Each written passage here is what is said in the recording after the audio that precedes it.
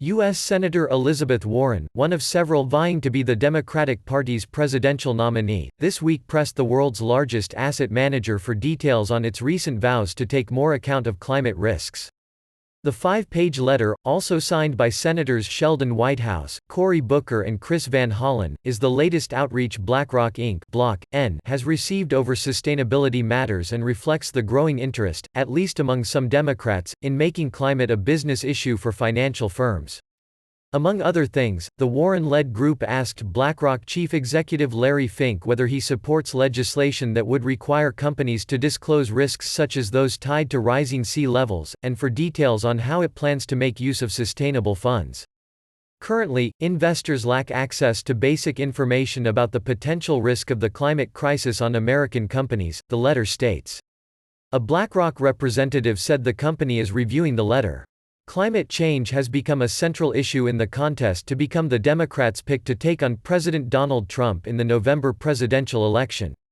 Candidates including Warren, front-runner Bernie Sanders and others have called for steps including an end to fracking, cuts to carbon emissions and shoring up infrastructure against more frequent massive storms.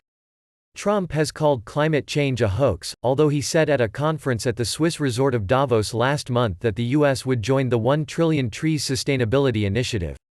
Financial firms have faced growing pressure on climate matters including top bank J.P. Morgan Chase & Co. (JPM.N), which on Tuesday raised its clean energy lending commitments. U.S. financial regulators so far have declined to embrace calls for standard metrics to evaluate corporate exposure to climate change and other sustainability trends. One proposed solution is to have companies report against metrics offered by the Sustainability Accounting Standards Board, a non-profit organization whose backers including another Democratic presidential candidate, billionaire Michael Bloomberg.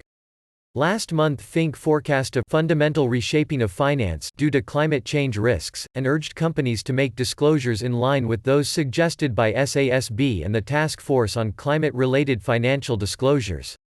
Activists have praised Fink's intentions but said they are waiting to see how the company acts, such as how it votes on climate-related issues at the springtime proxy season.